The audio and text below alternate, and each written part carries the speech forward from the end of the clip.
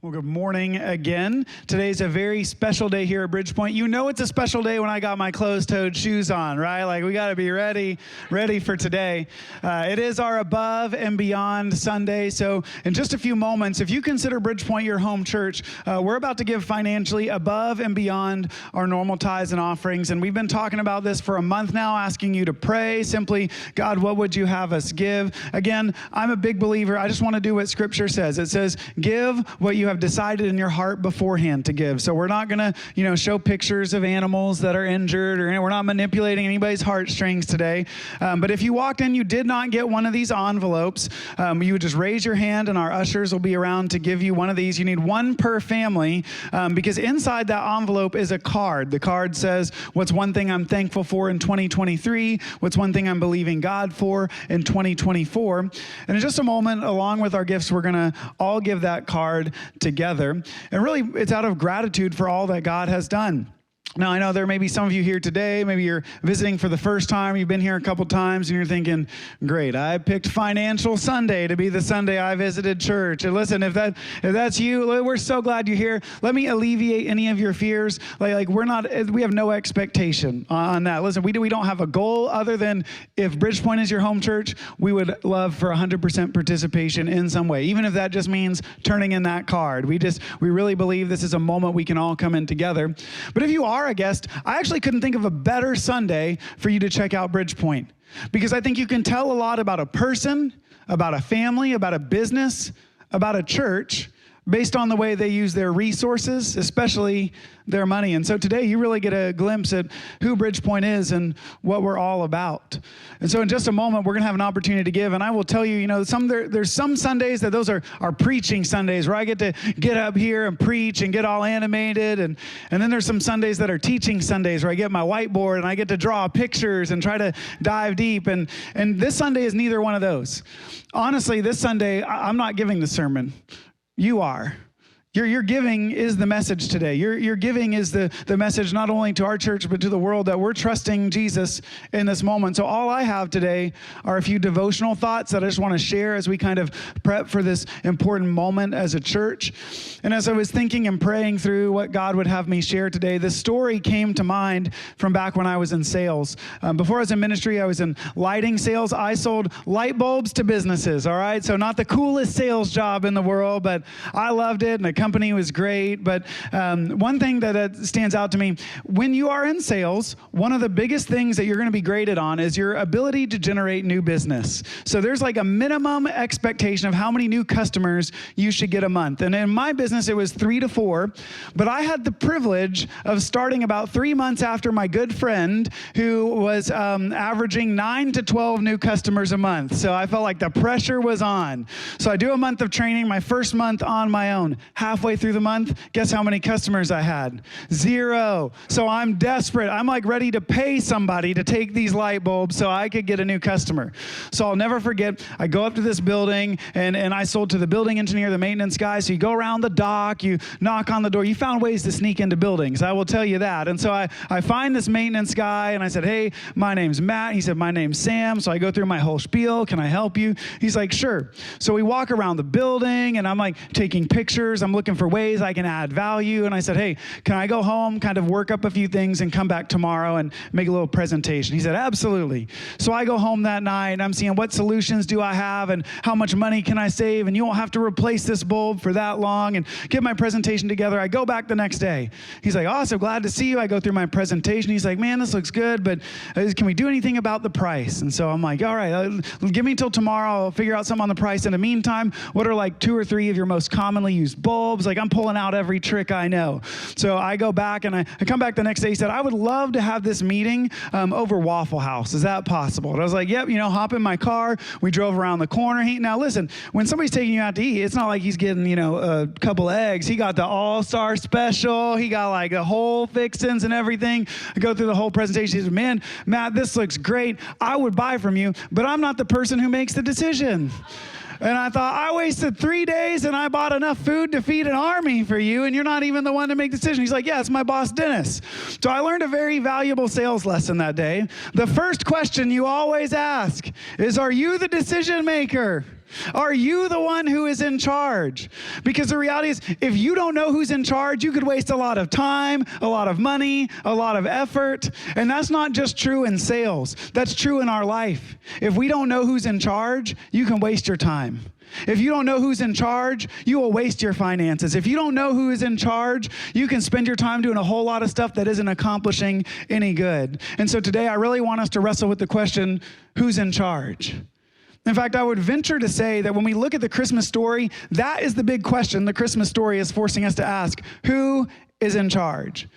Now, if I could be honest for just a moment, not that I would lie to you, but as a pastor, maybe there's other pastors who are more spiritual than I am, so maybe it's just a me thing, but I hate teaching at Christmas time. I love the Christmas season, but you know why I hate teaching? Because you've heard the story a million times, right? You've seen Charlie Brown, you've read the kids' books, you've told the story, you know the Christmas story. So how on earth am I supposed to come up with anything new or interesting? So let me lower the expectations today. I'm not trying to teach you anything new. I'm not trying to tell you anything you haven't heard before. I'm really just trying to remind us of a few things and point out that when it comes to Christmas, we have to wrestle with the question, who's in charge? Because when Jesus was born, it was at the time where the Roman Empire was rapidly expanding. In fact, we have a picture here of how big the Roman Empire was at the time of Jesus. It's that whole red area. So you can see how big this place is. Now, this is before cell phones, all right? So they couldn't just pick up the phone and call and manage long distances. So Caesar's ruling over this empire. He has to appoint these local kings. So cue a man named Herod. Herod's dad had dabbled in politics, and Herod himself had this spice trade, and he thought, you know what would really help my business? If I got into politics, right? Good thing a lot's changed in the last 2,000 years. We don't have to deal with that anymore. So Herod develops this plan. He's going to go to Rome, and he offers this gift, or we might say bribe, to Caesar. And Caesar's impressed, but not that impressed. So he says, Herod, I'll appoint you as one of these kings, but I'm going to give you the area nobody wants. In fact, there had been a high turnover of kings in this region, because the key people kept revolting. The people who lived there were the Jewish people. And they had this idea in their mind that they were God's chosen people, and that because of that, they should sovereignly rule themselves. And so they're actually in the middle of a revolt. The first thing Herod has to do, he's given this land, he has to round up an army and go in and take back the land he was supposed to rule. And so from that moment on, Herod began to rule with an iron fist. Now remember, he got into politics to increase his wealth. He had this spice trade. And you know what would really help with that is if he could have some kind of port in his region. The problem is there was no naturally occurring coastline for a port, suitable for a port. So you know what Herod did? He reshaped the coastline. In fact, he and his engineers developed a way to actually dredge out the bottom of the sea to make it a deep water port. They even developed a new technique to help cement solidify under the water, and he created what would become the biggest port in the entire Roman Empire. And because he was trying to curry favor with Caesar, he named it after him. It was called Caesarea Maritima. We actually have a picture of what that harbor would have looked like. Now, not only that, but he covers the whole thing in marble. Now, if you go there today, the marble won't be there, but there was so much marble that over the years, it's been grinded in. The sand itself still has that marble in it. This becomes a pretty significant place. Even in the New Testament, Peter goes there, Paul goes there. You can read about that in the book of Acts. But this was considered one of the wonders of the world. Now, Herod didn't stop there. He also built this fortress into the side of a mountain or a cliff called Masada. And we have a picture of Masada as well. And after he died, they discovered that he had 100 years worth of food stored in this fortress. So not only did he have 100 years worth of food, he figured out a way to preserve it and store it in the Middle East. But perhaps his most crowning achievement was something called the Herodium. It was a fortress he built. After one uprising in his region, he decided, you know what I really need? I need a fortress on top of a mountain. Just one problem. There was no mountain where he wanted to build his fortress. So you know what he did? He literally built a mountain. We have a picture of them excavating the Herodium. He built that mountain. He had it built. In fact, he didn't just do that. He has this 3-tiered kind of fortress. The bottom level was a pool that was the biggest pool in the Middle East. It was so big that there was an island in the middle of it with a building. And if you wanted to get to that building, you had to get there by boat. I mean, we're talking a massive pool. The middle layer was his court where he would do all of his business or political dealings. And the top layer was his living quarters. In fact, this was so impressive that there was a phrase that started to circulate at at that time that said, Herod has the vision to move mountains. Not to mention the resources and the manpower, but he has the vision to move mountains, which I love because there's a point in Jesus' ministry when he's talking with his disciples at the Mount of Olives where they could have been within eyesight of this. They would have looked up, and Jesus said, if you have faith the size of a mustard seed, you can say to this mountain, move, and it will be thrown into the sea. See, Herod might have vision to move mountains, but your faith can move mountains. Now, growing up, I always thought that meant if you just believe enough, then God's going to move the mountains in your life. But that's not what Jesus is saying. Because for Jesus, faith wasn't belief. Faith was a way of life. It's like being faithful to Jesus. What he's saying is, Herod might have the vision to build mountains, but if you're faithful to me, you're going to see these mountains fall. Kings and kingdoms are going to pass away, but King Jesus will reign forever. Who is in charge? Now, Herod has all of this acclaim and glory and fame, but he wants to legitimize his rule over the Jewish people. So he marries a Jewish princess named Mariamne.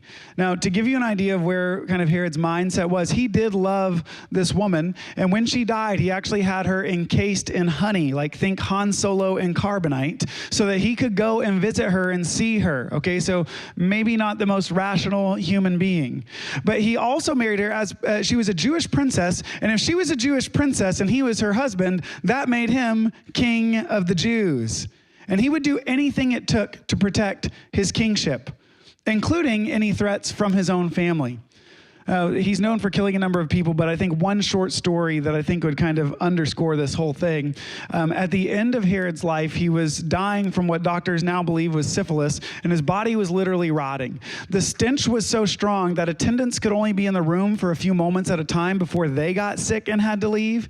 And one of the attendants supposedly said to Herod, "You know, when you die, no one will shed a tear." So Herod says, I can change that. And he rounds up some of the most beloved and influential people. He has them held captive in the Colosseum and gives word that when he finally dies, they're to slaughter those people. Because if people won't cry for Herod, they'll cry for them, and people will shed tears on the day that I die. Well, apparently the doctor believes that he's died, so they share the news. So Herod's son immediately becomes king, and he puts a stop to that whole thing. Unfortunately, there was some miscommunication, and Herod had just passed out. When he came to and discovered what his son had done, he was furious. So he holds a dinner party and invites a lot of powerful people over, attaches his son to a strangulation device, and with each passing course, they tighten it just a little more, and they time it up so his son breathes his last breath as they finish dessert. So, not a nice guy.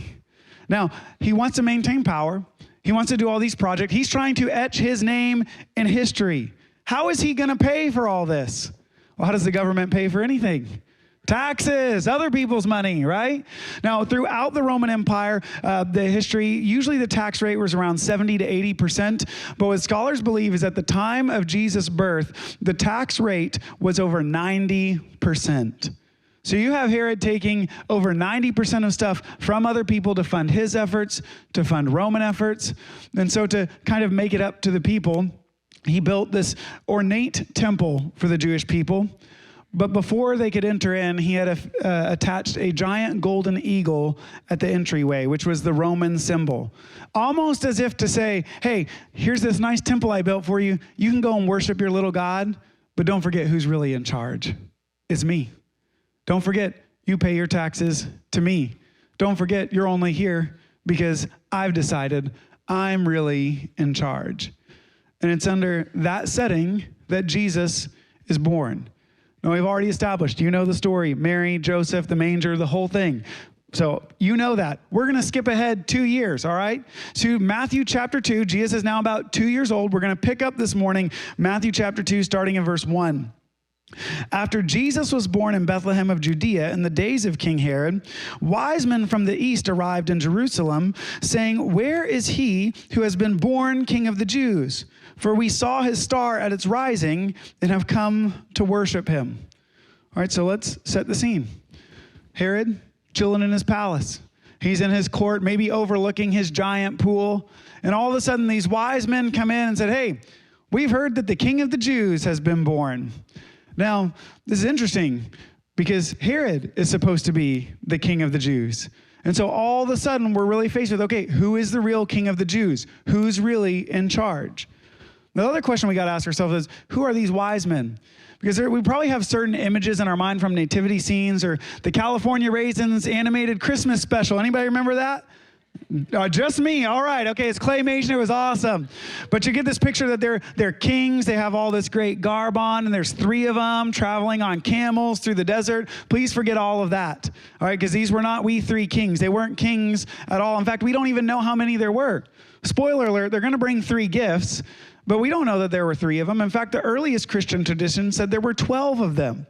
So who are they? The Bible doesn't tell us a lot, but what we know from historical sources is that in about 66 AD, the Roman emperor wanted to expand into Persia. And so he sends a group over and says, submit to Caesar or die. Now, both Herod and the king of Persia knew that Rome did not want to fight a war on the Eastern Front. Persia didn't want to suffer any casualties. So the king of Persia sends back this message and says, hey, listen, what if we pay you tribute? You can say you rule over us, but you leave us alone and we just do our own thing. Sound good? And the Roman emperor said, that's fine, but I still need you to come here and sign a treaty so I can save face and say that we won this battle. So what the historical records tell us is that the king of Persia sent emissaries called magi over to sign this treaty on his behalf. So the wise men, the word the Bible uses, is they were magi. So who were they? They were political emissaries. They were representatives of the king who would go and do his business on his behalf. So they are here to pay homage to this newborn king of the Jews. This is a pretty big deal. And notice Herod's response in verse 3. It says, when King Herod heard this, he was deeply disturbed, and all Jerusalem with him. So Herod sees these emissaries. They're here to see the king of the Jews, and they don't think that he's the king of the Jews, and this disturbs him. Not just him, but all Jerusalem as well. Now, do we really think that in Jerusalem, these people who are taxed 90%, that there wasn't at least a few people who were happy?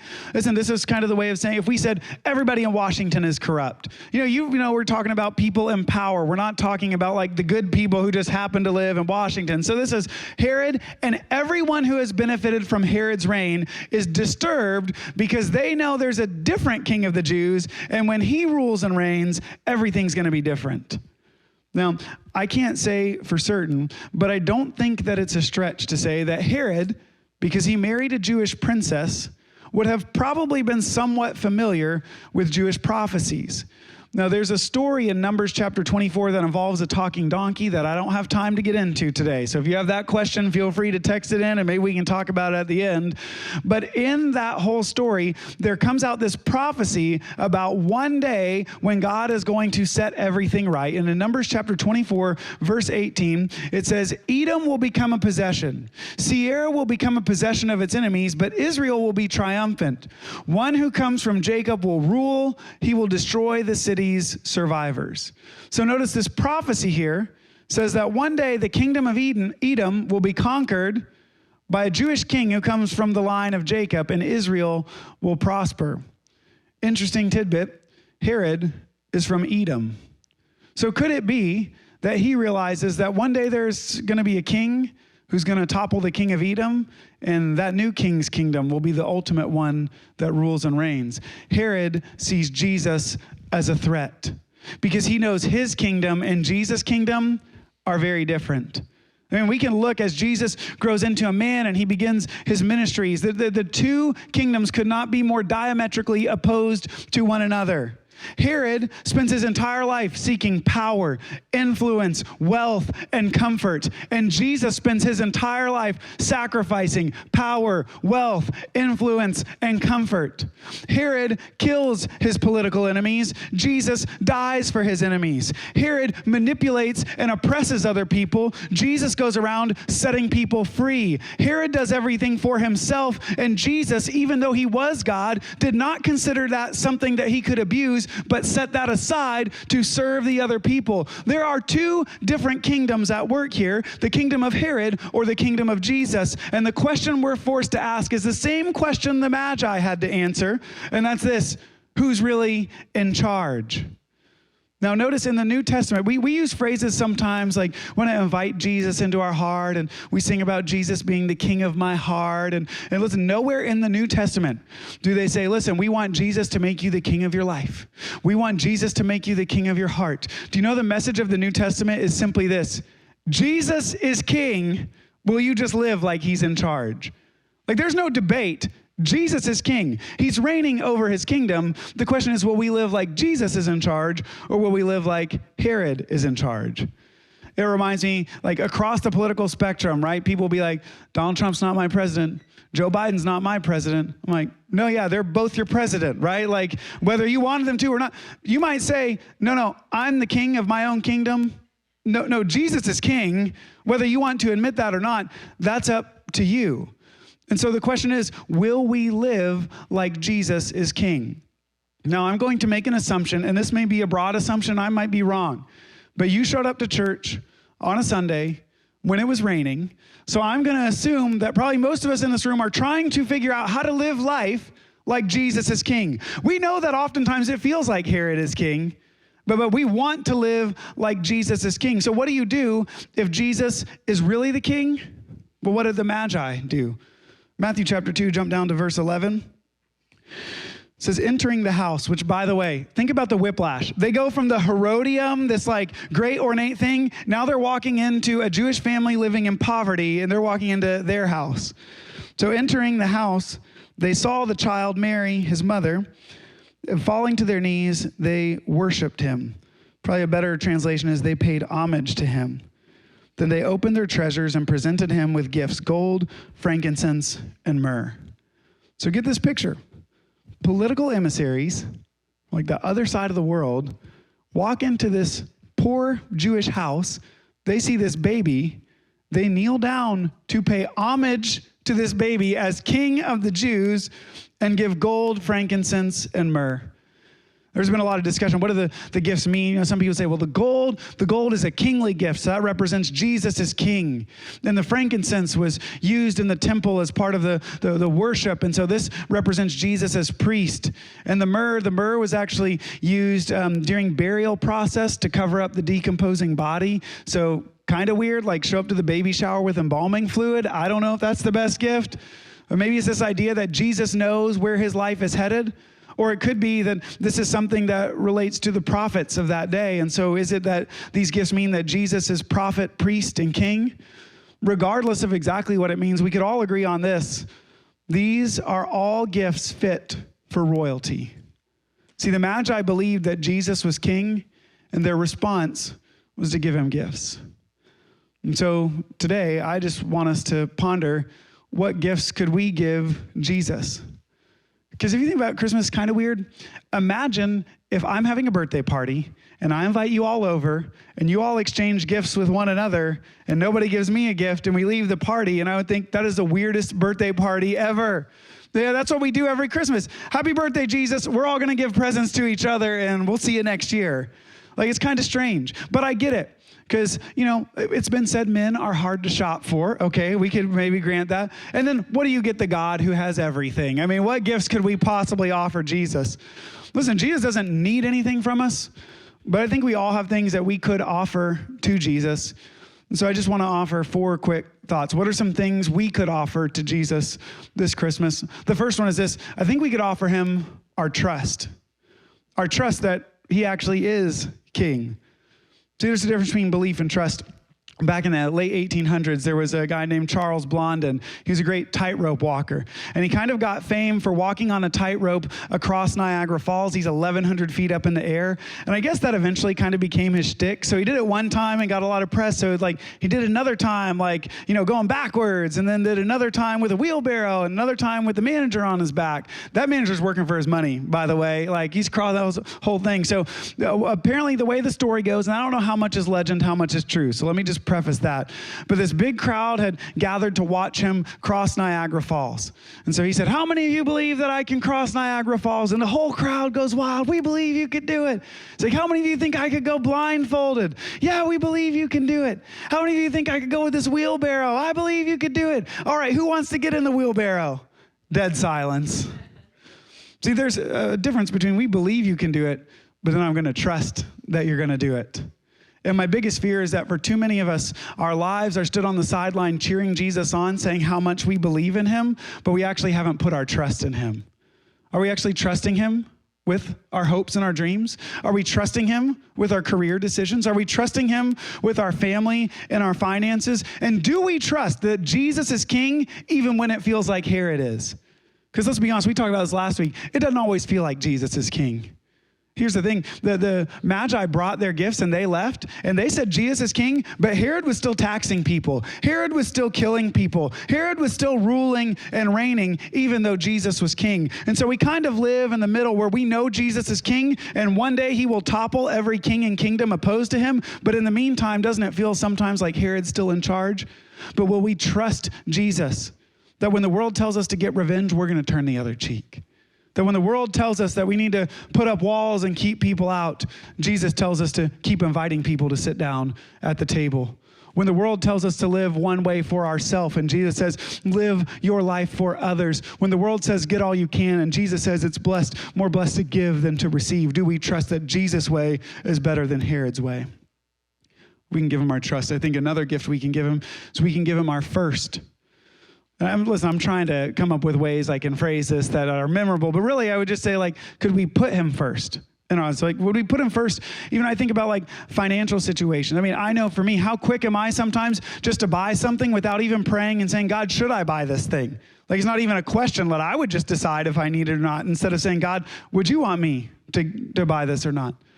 We put him first in our family. Like, do we spend time praying for our spouse, praying for our kids? Do we put him first in our relationship? Do we pray for our friends? Do we help point them to others? Do we put him first in our schedule? Like, how many times have I met with people who say, man, I really want to spend time with Jesus, but the day just slipped away from me. Yeah, I really wanted to be at church, but man, my alarm didn't go off. I just didn't make it in time. Listen, do we allow our schedule to dictate our relationship with Jesus, or do we let our relationship with Jesus to dictate our schedule?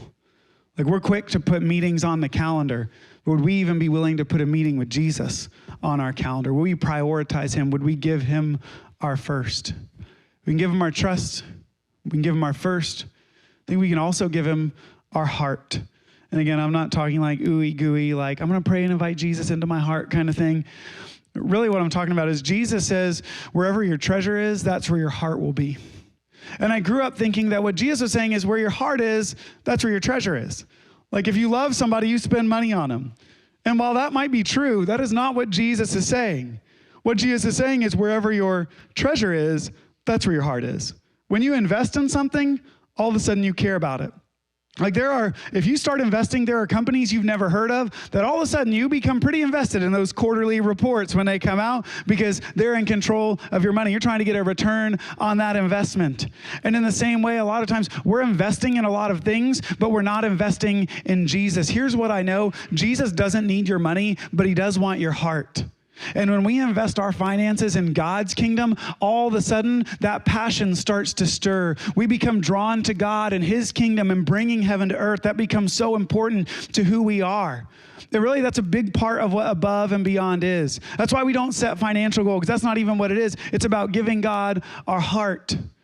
And even as a church, like somebody asked me in the last service, so does this just fund our missions for the whole year? No. We give to missions regularly out of our budget. And just like we're giving above and beyond, as a church family, we're taking this and giving above and beyond to support other things. So what are we going to do with this? Well, as you give, whatever it is, we're going to take 50% and we're going to help our missions partners. So, for example, one thing that we have been blessed to do the last couple years, there is an entire school in Africa with 120 students and teachers combined. That until we started partnering with them 2 years ago, they did not have meals at school. But for the last 2 years, because of your generosity, every day those students and teachers have at least 2 warm meals while they're at school. That's something like we may never get to go to those schools, but you're blessing people. You're bringing heaven to earth. Sometimes people say, well, Matt, aren't we just meeting physical needs? Don't we need to meet spiritual needs? Listen, for Jesus, there was never a distinguishment between physical and spiritual. Like, Jesus went around healing people. That seems like a pretty physical need. He was casting out demons. That's physical and spiritual. He raised people from the dead. Pretty physical need, if you ask me. And if we're going to bring heaven to earth, as we go around to do that, oftentimes it looks like meeting physical needs. We also partner with a children's home and school in Seguatepec, Honduras, called Destino del Reino. And we've been partnering with them for years. And this is a school for the poorest of the poor. And so sometimes the only food or clothes that these kids have comes from being a part of this school. And as a church, we financially support them. We want to help them be able to hire teachers to come back year after year. But we're also sending a mission trip team over there for the second summer in a row this coming up year. In fact, next Sunday after our second service, there's an interest meeting. So if you're not committing to anything, but if you want to learn about cost and time frame and what you'll be doing and all that stuff, be there for that meeting. Because listen, my heart as your pastor is that every single person in our church, at least one point in your life, would go on a mission trip like this. I know for some of you, you think that's financially impossible. Listen, we want to make sure that even through Above and Beyond, we're making that possible for people, even if you don't think that it's possible for yourself. We want to continue to support them. And then, of course, we partner with some missionaries from our church. Trey and Maddie Kaysen. They work for Global Hope Network International. And what they focus on is transformational community development, or TCD for short. I know it's a big fancy term. You don't have to remember that. But essentially there's 5 areas like education, health, farming, business, that they are going to go into remote villages. And of those 5 areas, they're going to ask them which one of these is most important to you. And then we want to help you be able to come up with solutions for those needs on your own. So here's maybe a distinguishing thing between them and some other places. Some places will go in and build wells for people, which, by the way, I am all for. But sometimes when they build wells for these remote villages, when the well breaks, they don't have access to replaceable parts. And the cost to get them is astronomical. So when the well breaks, it just doesn't work anymore. And because they've already got one, it might be a long time before they get a new one. What Trey and Maddie will do is they'll go into these villages, and if they want to help purify water, they help them source local resources to help figure out how to purify the water so that if something does break, number one, they know how to fix it. Number two, they can afford the replacement parts so it becomes sustainable. And they'll work on all 5 of those things. And when the community is kind of at a place where they're ready to be on their own, usually after 2 or 3 years, Trey and Maddie will leave because we're not trying to create a dependence. We're helping each of these villages identify their needs and come up with their own solutions. And what I love is then they'll tell stories that the neighboring villages will say, hey, we need help too. And GH and I will say, no. Go to that first village. They'll teach you how to do this.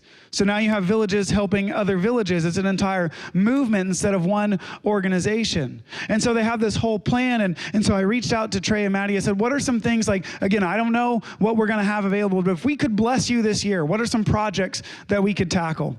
And one of the things they want to do is they want to take this whole plan and they want to translate it into Mongolian. And they actually have other organizations that they partner with. They want to make it open and free, available to everyone so that the work can continue to move on. And do you know the total cost to translate their whole business plan into Mongolian? $500. I was like, I think we might be able to help with that. But then, man, Trey and Maddie, they're awesome. They actually came to Bridgepoint. They came to a life group first, started coming to our church, and they were a part of our church family long before they worked with GH and I. But now, like, God has just elevated them in positions within Global Hope that are awesome. Maddie's in charge of their whole environmental division now. So they're going into other regions and helping them, again, with sustainable solutions to their problem. So another project they said is in Egypt, we're trying to help them with drought-resistant farming. And what we really want to do is help 20 families, and they would be able to, because once 20 families have access to that drought-resistant farming, it's not those families, but entire communities that get changed. I was like, man, that sounds awesome. How much is that going to cost? $500. All right, I think we might even be able to handle that. And then in India, they want to help with solar-powered street lighting and house lighting so they don't have to rely on a grid, but that they actually have renewable, sustainable sources of light. And in addition to that, they want to have drip irrigation so that throughout the year, they're able to farm in a easily reproducible way. And all of that, $1,700 to help 17 families with all of that stuff right there. Like, there's so many things. They actually want to expand their efforts into Myanmar, which I don't know if you're familiar with what's going on in Myanmar, but there's been this military conflict for quite a while. It's going to take $20,000 to fully fund it. I told them we may not be able to fully fund the whole thing, but I bet we can help with a little bit of it. It's just so awesome. We get to be a part of bringing heaven to earth in all these places. And as a little side note, just because I like to update you, Trey, actually, with GH&I. GH&I's global headquarters is located in Geneva, literally across the street from the UN. And every year, GH&I is asked to host this event for world leaders at the UN, and Trey's the one who organizes it. And I was like, this is so trippy. I saw a picture of him sitting at the end of a table with world leaders talking about this stuff that we're partnering with them on, and we're helping. And it's like, man, we're just a small church, and we know Trey and everything else, but we're able to help other people and influence people around the world when we support efforts like that, where we're bringing heaven to earth. And there's so much more about our mission partners I could say, but I'm way over on time. So just bear with me. I got one more thing I want to point out here. We're going to take 25% of this offering and put it in savings. Why do we do that? Because, things like Giving Hope, the gifts are a lot, but there's a lot of other costs associated with it. Because those $50 gift cards we give the families, that was $1,000 this year to bless those families. There's food we're giving them, there's admin costs, material costs, all that stuff. And you know what? We were able to cover that because of last year's Above and Beyond. We were able to set aside in preparation for stuff like this. So we always want to be able to operate taking advantage of opportunities instead of saying, man, I wish we could have taken advantage of that opportunity. We want to be wise with our finances. And then the last 25% goes to an annual project. And this year, our project is a total renovation of our kids area. That includes, listen, we moved into this building in January of 2020, so perfect timing, right? One of the benefits was that whole kids side over there, where the baby rooms and everything were, it was one open room. There was no growth tracker, it was just open space. So we were able to put some walls in, and that's been great. But the carpet in there is older than the kids who are in the room now. And so we're gonna go in, we're gonna replace all the carpet. We've got new paint that we're gonna put up. We've got these low profile storage units. This is where I get really excited. Low profile storage units that go on the wall so we don't take up a ton of floor space, but all of the toys and everything gets put up during class, and then at the end of the day, nice and clean. We want to put in split doors to help, so when you drop your kids off, they're safe and secure. They're not going to wander out. Want to be able to put in security cameras with rolling cloud storage, because again, when you drop your kids off with us, we want you to have the peace of mind that we are doing everything we can to keep them safe and help them fall in love with Jesus. Because here's what I know the next generation loves Jesus. There's a lot of times you want to say, oh man, this generation, that generation. We have students in our student ministry who are up here on Wednesday night, just a full night of worship. They could have been doing anything. They could have been playing video games or hanging out with friends. They're here worshiping Jesus. And they were so excited about Giving Hope that afterwards they moved all the chairs and put them up. And I walked in and said, we can't do that yet because we have an event here tomorrow morning. And so they put all the chairs right back out, and they didn't complain. Listen, the next generation, I think, is primed for a move of God.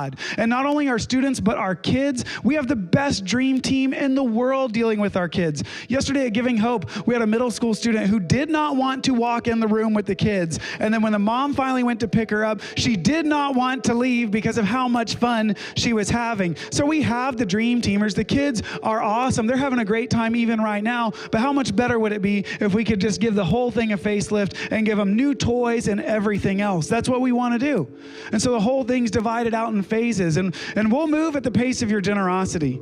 I said before, if you told me I had $1 million, I can tell you exactly where every penny would go. So the vision's not the issue here. And listen, I'm patient. We'll just go at the pace of whatever we give. We'll fund whatever mission efforts we can. We'll do whatever part of the renovation in the kids area we can. And we'll just continue to be vision-focused people. We want to be the kind of church that's always looking forward to bringing heaven to earth. And when we give, we're not just giving our finances. What we're saying is, God, I'm investing here because I want my heart attached to your heart. I want you to have my heart. We don't have time for questions. So if you have a question, come find me in the lobby. I'll be glad to answer your question. But there is one other gift I think we could give to Jesus. This one's going to sound weird. It's our friends. Okay, so I don't mean that, that sounds more creepy than I mean it to be. What I really mean is we have an opportunity to invite other people to encounter Jesus in the way that we have. Other people are floundering in a world where Herod's in charge, and we have an opportunity to introduce them to a new king and a new kingdom and a new hope and a new joy and a new peace. As a pastor, I want to be honest, not that I would lie to you. I hate Christmas Eve services. Okay, I said it. It's out there. I feel better. Because normally they're at night. There's fire. You've had kids light their hair on fire before, and this is like just a lot of things can go wrong on a Christmas Eve service.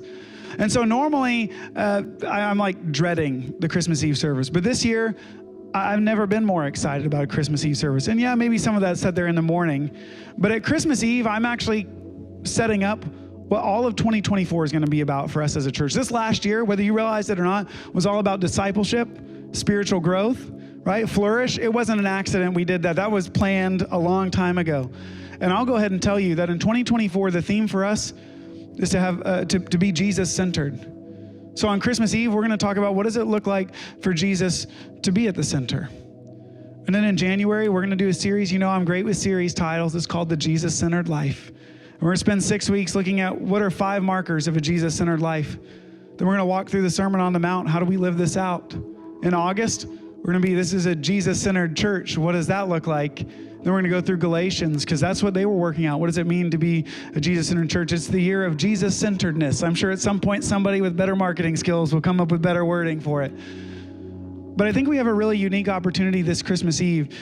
I don't know if this is true, but what I've read is it's the number one time people who would never go to any church would actually show up.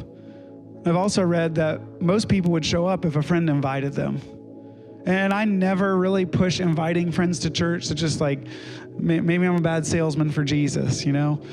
But really, I'm telling you, I think that this Christmas Eve, not because anything I'm going to say, but just the direction of our church, I think there's some people who get caught up in that flow and may look back a year from now and realize Jesus is the center of my life now because my friend invited me to be there on Christmas Eve.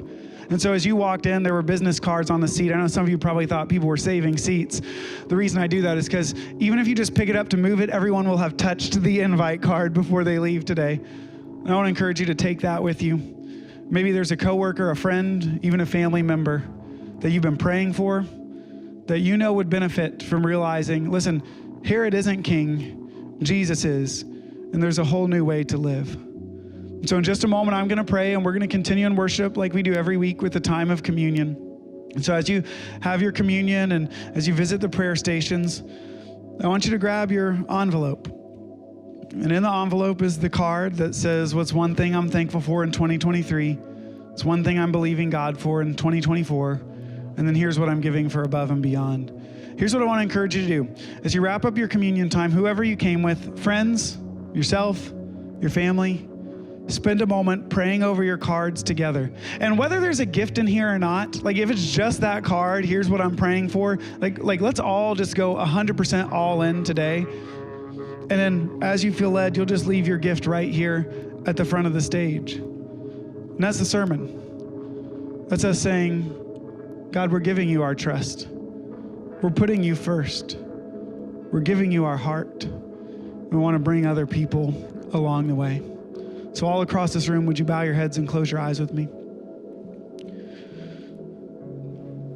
Jesus, we're so thankful that in a world where sometimes it feels like Herod is king, that we know that you're ruling and reigning.